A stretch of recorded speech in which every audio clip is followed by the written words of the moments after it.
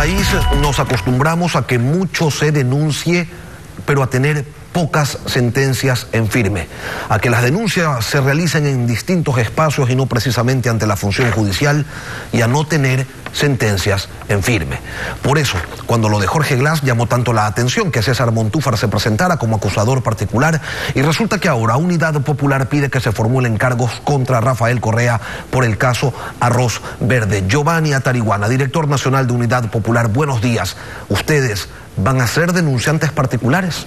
Muy buenos días, Lenin. Un saludo a todo el pueblo ecuatoriano. Por supuesto, los perjudicados de esta red de corrupción que durante 10 años acabó con el pueblo ecuatoriano somos 17 millones. Unidad Popular, en función de aquello, ha exigido en principio que la Fiscal General del Estado vincule bajo el delito de delincuencia organizada a Rafael Correa y su banda. ¿Y cuál es esa delincuencia organizada?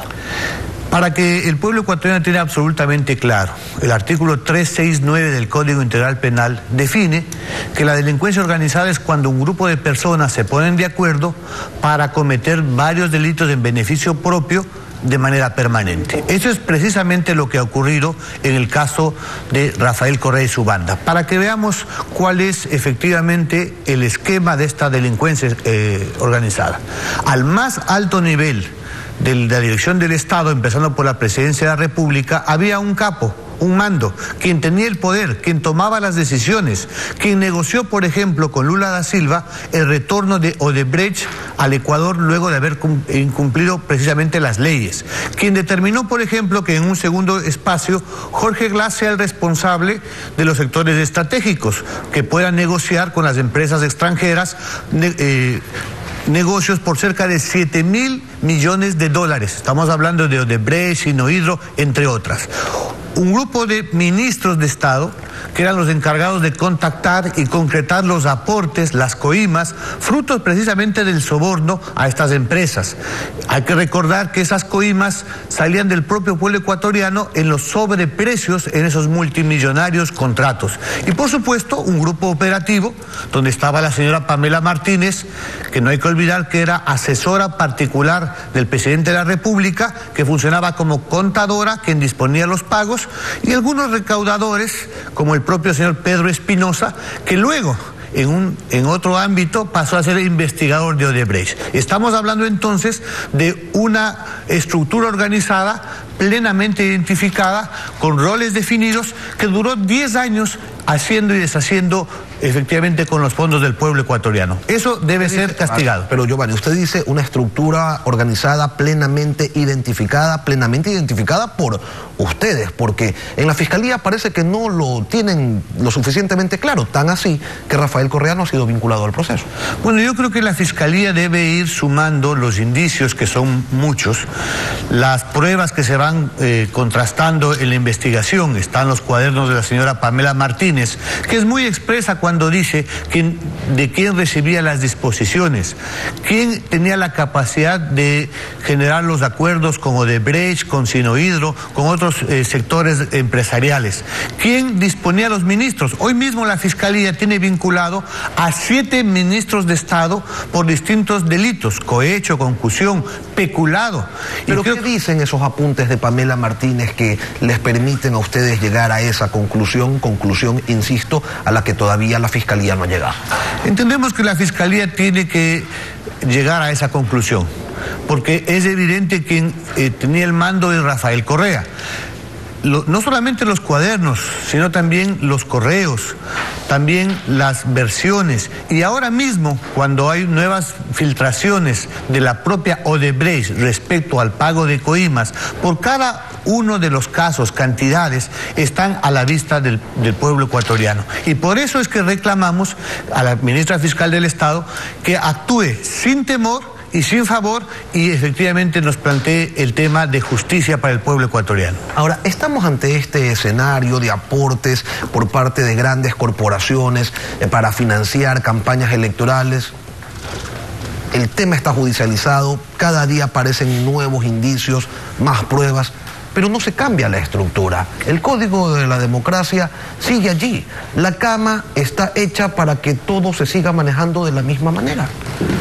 Creo que de esta dolorosa lección que hemos visto en las últimas revelaciones de Arroz Verde, donde se establece que las fuerzas políticas vinculadas al correísmo, me refiero a la lista 35, pero también a la lista 5 de Compromiso Social y la lista 11 del señor Jimmy Salazar, cónyuge de Pamela Martínez, nos plantea un desafío a la democracia ecuatoriana. Es indispensable, es urgente limpiar de dineros de corrupción la política ecuatoriana. Esas tres fuerzas políticas hemos planteado a la Fiscalía General del Estado, al propio Consejo Nacional Electoral, deben ser investigados en sus cuentas. Es evidente que han utilizado doble contabilidad y han recibido dinero ilícito y han cometido delitos. Pero por otra parte, a propósito de las reformas al Código de la Democracia, es indispensable, por ejemplo, reformar aquel elemento que establece que las infracciones electorales caducan a los 2 años. Este delito, el financiamiento ilícito en campaña electoral, debería ser, igual que en el ámbito penal, imprescriptible y debe ser un motivo para que esas fuerzas políticas, por ejemplo, deban responder e inclusive puedan ser desaparecidas.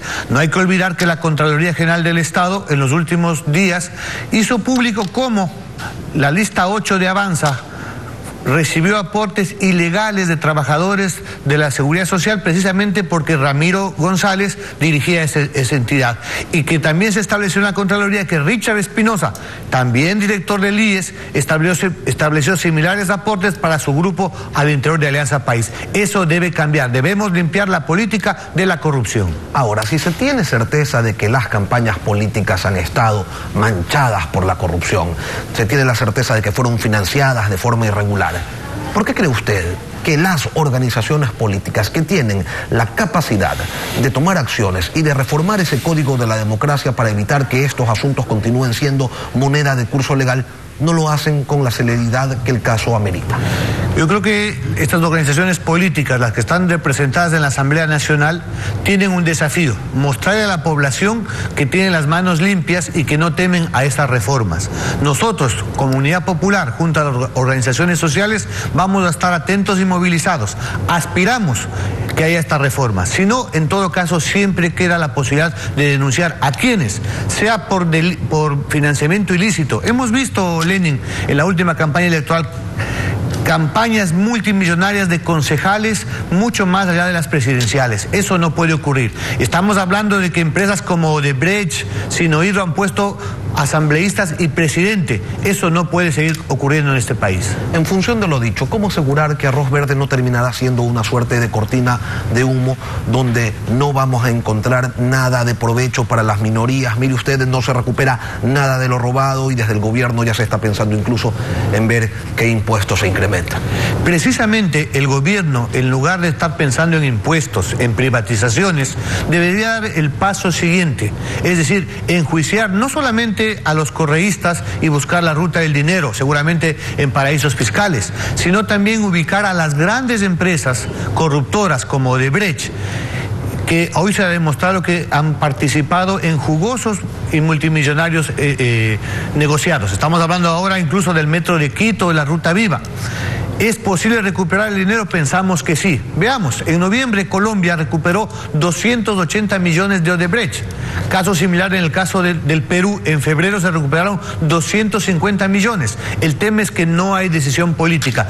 Aspiramos a que el Procurador General del Estado, a que la Superintendencia de Compañías, y si no, obviamente en el ámbito penal también vamos a actuar. Es necesario que el pueblo ecuatoriano recupere lo robado.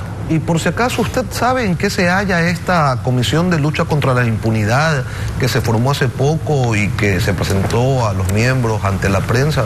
Se lo pregunto a usted porque la verdad es que yo no sé en qué se halla. Bueno, yo creo que el gobierno en general en el tema de la lucha contra la corrupción ha hecho muchos ruidos y pocas nueces. Creo que ahora las últimas revelaciones que ha hecho la prensa respecto a las coimas de Odebrecht, que no han sido 33 millones, sino más de 50 millones, que establecen más de 7 megaobras, hace y pone a prueba al gobierno en qué medida toman acciones penales para recuperar los dineros robados.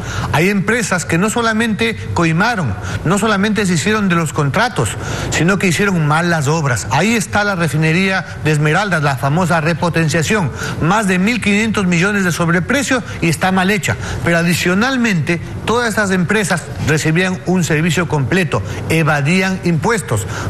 Basta ver los correos de doña Pamela Martínez, donde se establece que, por ejemplo, Odebrecht, por gestión del presidente de la República, recibió el favor de la Corte Constitucional para eliminar los impuestos y el pueblo ecuatoriano fue estafado en 55 millones de dólares. Eso nos plantea la necesidad de la justicia inmediata.